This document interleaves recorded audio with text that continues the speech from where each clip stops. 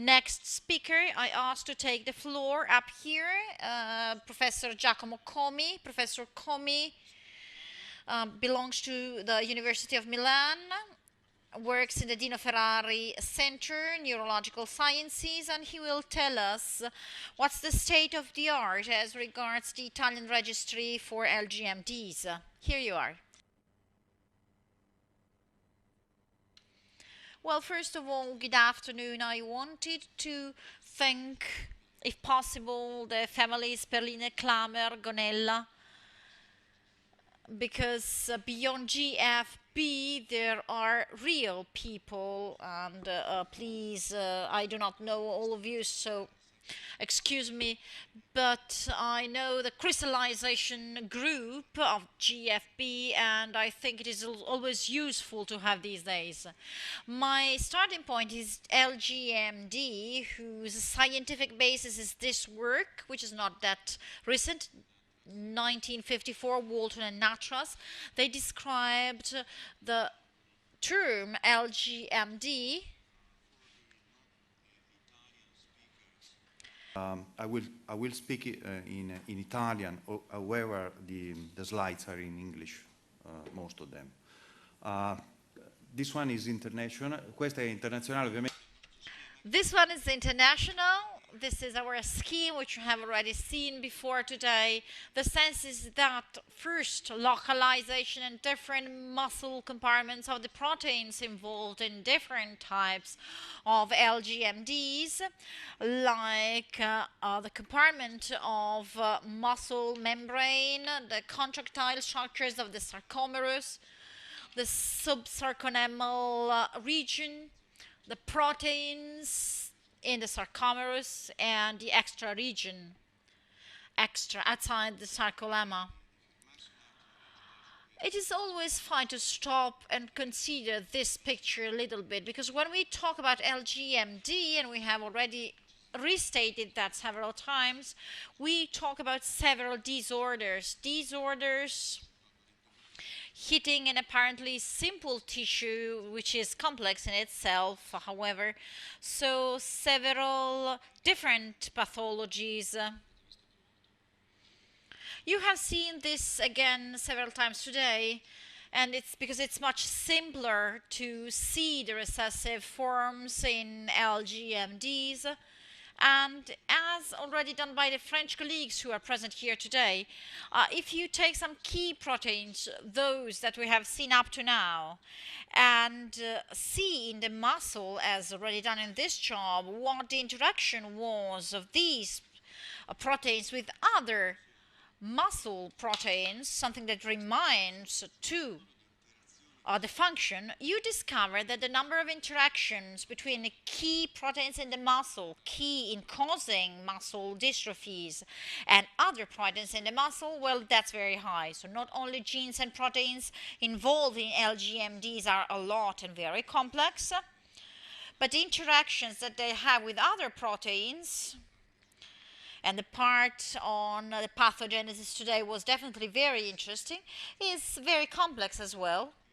This is on one side a medical scientific problem, but on the other it is also an opportunity. We heard different therapeutic approaches with different targets, having different ideas, targets in mind.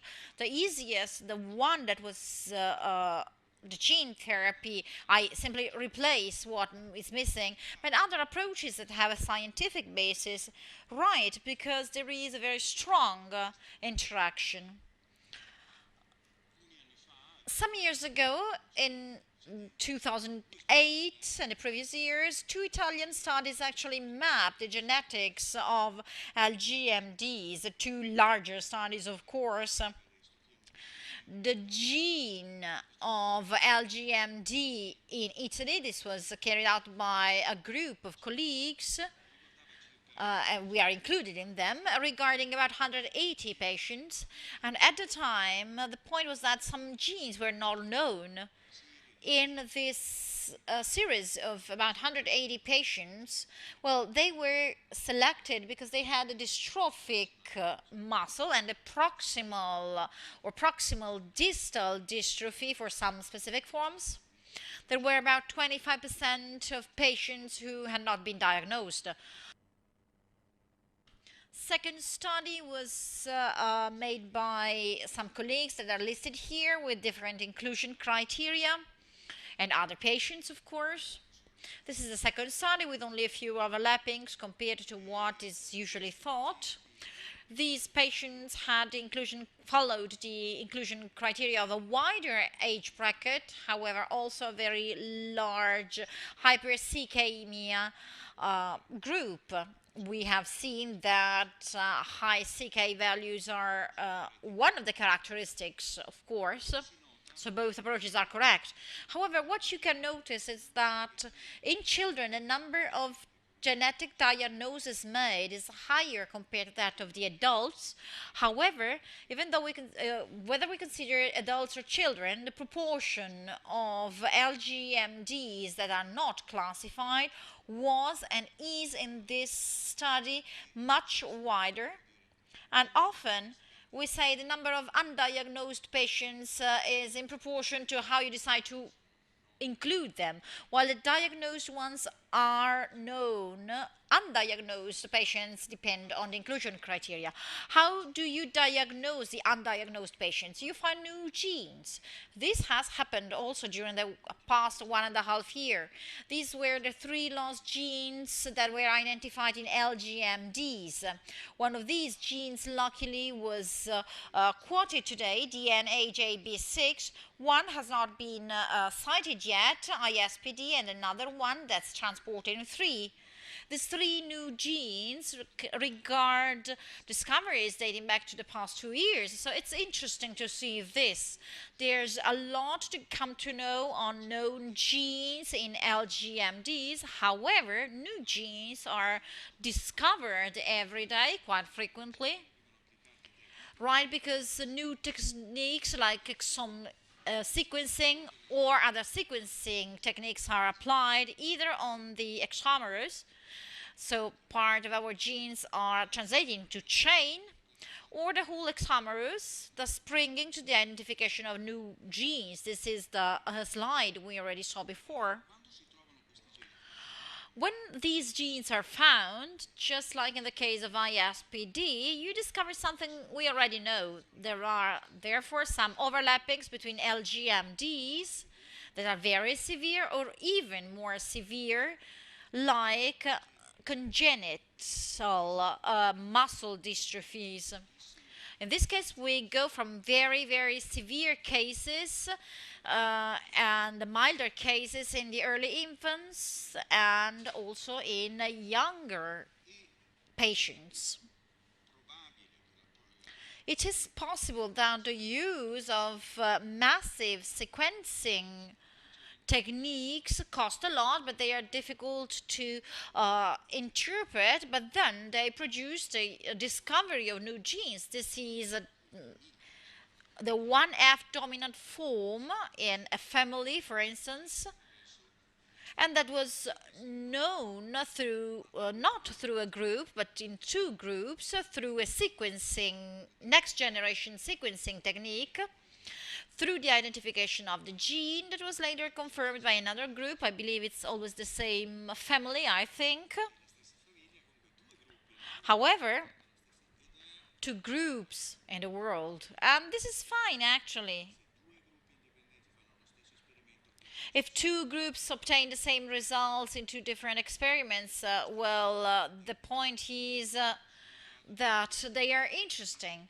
Next generation techniques can reduce that gray area regarding LGMDs and their genetic etiology.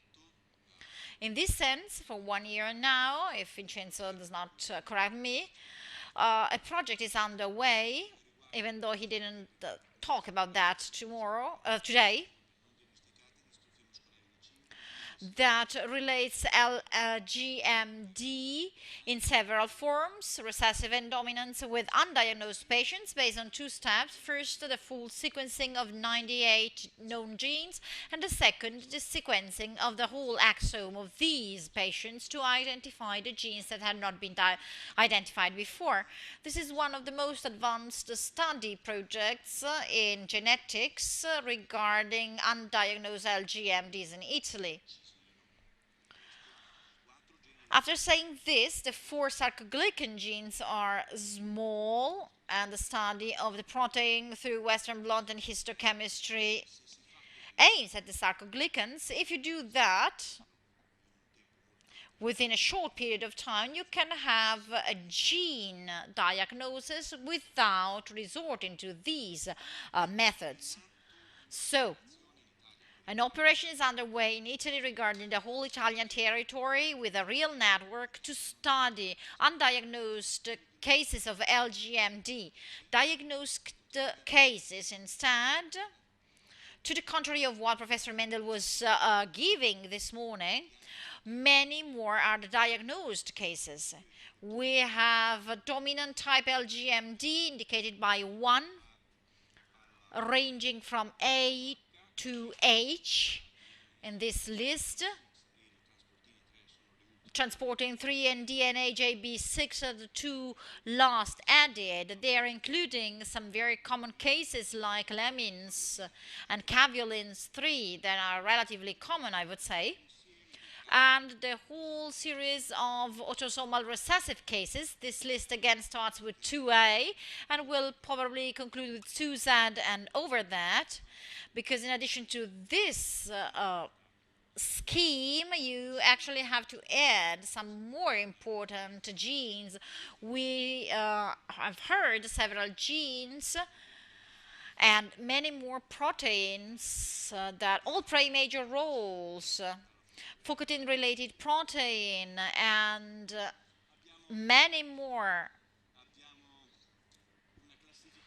We have a classification proposed by myself and by Francesca Magri as regards how to go on: 2M, 2O, 2P, 2Q, 2R, 2S, ISPD is 2S actually, and so on and so forth. And others are destined to be added. When you discover these genes, you discover one more thing. The world, as we have seen in ISPD, partially overlaps, this world partially overlaps LGMDs with this furling, anoctamin, myofibrillar myopathies, and dystrophicanopathies.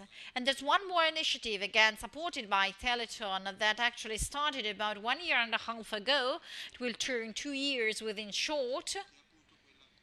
That is the one considering the possibility of trying to create a network covering the whole Italian network, the whole Italian territory, for diagnosis and a clinical registry. The centers included in the study sponsored by Teleton are given here and represent Turin. I don't know why that was moved to Switzerland with the arrow. The two Milan centers, Verona, Milan, Pisa, Naples, and Sicily, that actually moved to Stromboli instead with the arrow there. However, it's important to notice the names of the colleagues coordinating the different centers, because they are the referent people talking directly to me, telling me all the news and information that we then put into the registry. This structure is connected to this special project. However, beyond this initiative, there is the whole support of all the myological Italian association, just to talk about one association. So the network has different aims. Building up a registry, defining the items to be entered in the registry, thus defining elements of natural history, and of course identifying where not already done the genes that are already known. So the spectrum of anomalies in the tissue and so on and so forth, and the respective correlations. Inclusion criteria are those quite large of dystrophic forms with distal and proximal distal phenotypes with good possibility to identify the single LGMDs without overlapping them.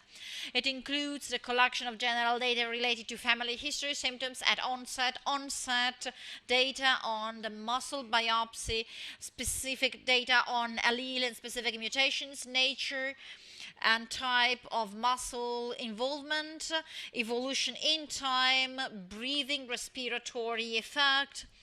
And it is thus very important to hear the colleagues who are experts in the segment, because there are lots of things to say on the single parameters and nature and variability of the cardiac involvement. There are also more objective evaluations, functional scales, and their point. There are several variations in time. These were those entered within the study. As at today, 416 patients were reported in the registry. Of these patients actually confirmed that recessive forms dysferlin and calpain are dominant on the national territory. However, we have a very high number of LGMDs, including beta-sarcoglycans, that compared only to 1 month ago after Riva del Garda. They got enriched also, particularly through the inclusion of Italian patients collected in Padua. And there are more relatively common patients and octamines possibly that are not sufficiently studied. And the registry also includes undiagnosed cases.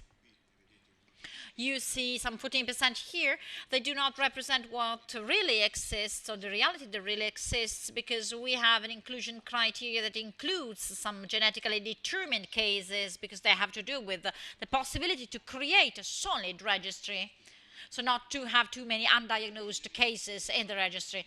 The study, of course, includes a very high number of parameters.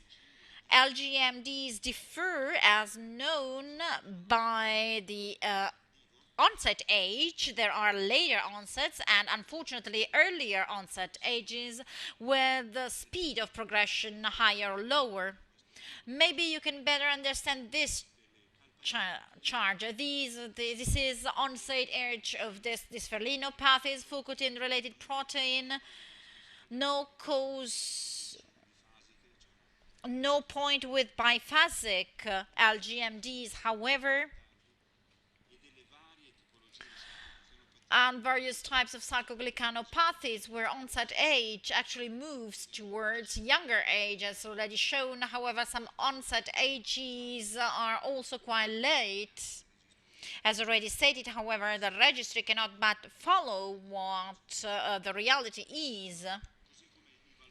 So the same as for the values, CPK values at onset and during the illness, notwithstanding the variation, they are variable in different forms. Prognosis is variable as loss of ambulation age shows. Here there are average ages, but they are referred to those that within the single forms have already lost the ambulation capacity, so that data would be expressed in another way, the possibility of losing the ambulation skill at a certain age depending on the different types. However, that suggests some difficulties and different severity levels that are well known and give us an idea of where to go with our work at national level. And the same for the nature and the level of respiratory involvement and cardiac involvement. This is a work in progress, both as regards the epidemiological side and the clinical side as well for the follow-up. Not so much the clinical side, but really a snapshot of the situation. As Angelini showed, LGMDs often and luckily are chronic diseases. They last for several years, even decades. So giving a snapshot of the situation within a very short time frame, that's making a mistake. We need to capture the retrospective history and a prospective history as well. Conclusions we can draw from this effort is that we confirm the extreme heterogeneity of LGMDs. Our predominant phenotypes in Italy and Southern Europe are though different from those in Northern Europe, particularly more dysferlin less, canoctane less, fucotin related protein, similar proportion of sarcoglycans. The next generation sequencing will bring to a reduction of undiagnosed cases. As you know, currently patients affected by Duchenne and LGMD have a molecular diagnosis rate around 98% in different labs. This is reality, and I don't know why we should get to that point also as regards LGMDs.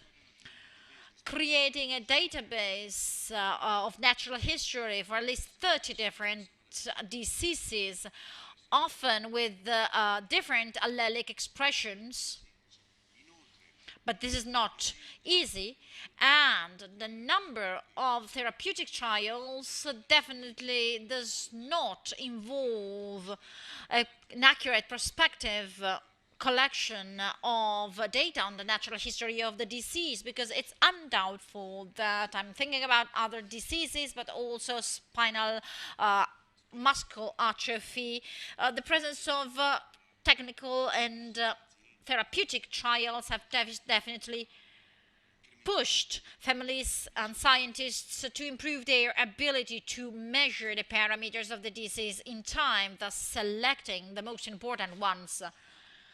I'm sorry I got 2 minutes too long, but thank you for this opportunity and for your attention. Thank you.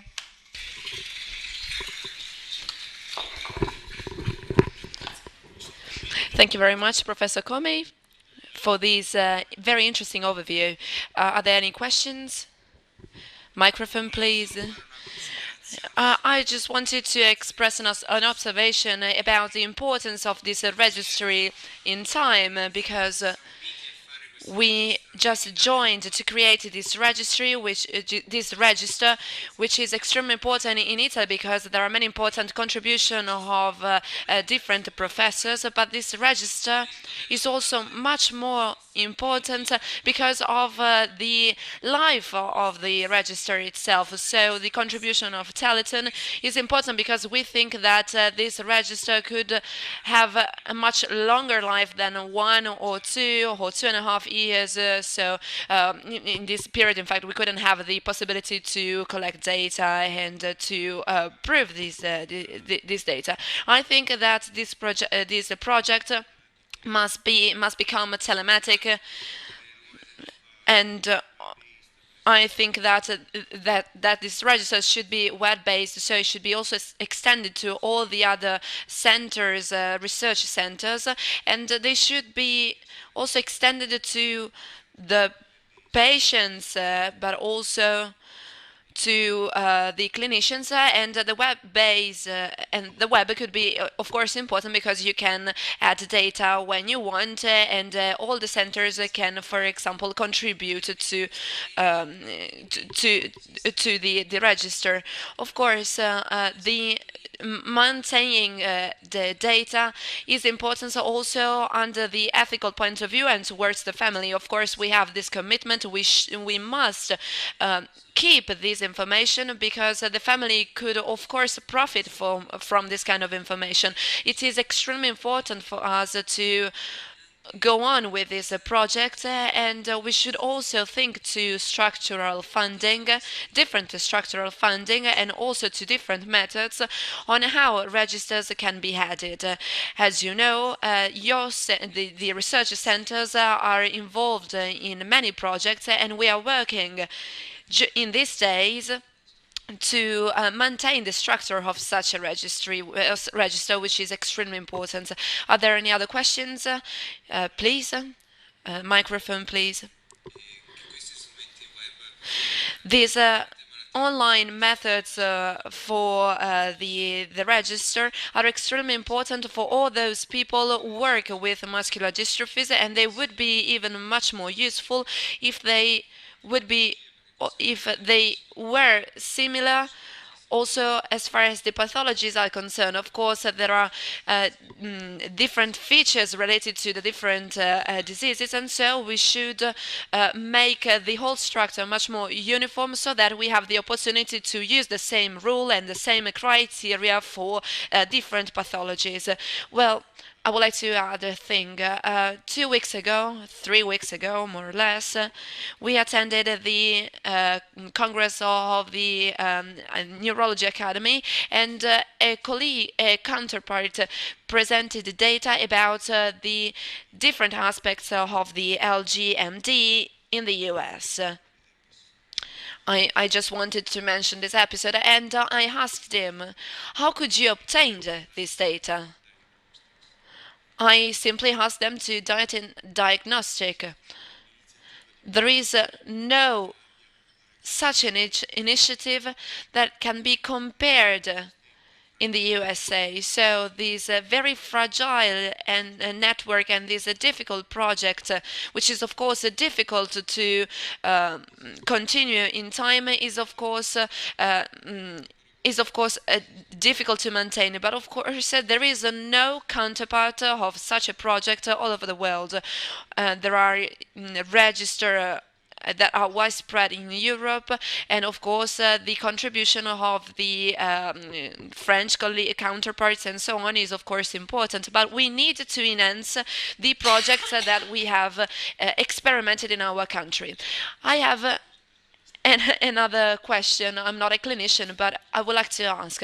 There are overlappings about that are related to the congenital dystrophy. But as far as the diagnosis is concerned, do we diagnose taking into account the symptoms, the genetics? Does it become LGMD or congenital dystrophy? If we take into account the diagnosis of the LGMD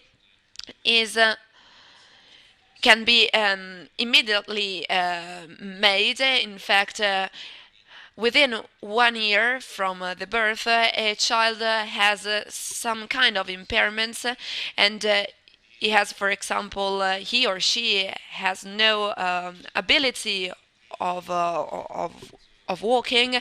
They have problems as far as the muscle are concerned, and both children who suffer from LGMD and normal dystrophies can have the mutation of the same genes. This thing was not considered in adults, and mutations of the same gene can also lead to congenital phenotypes that are extremely serious, and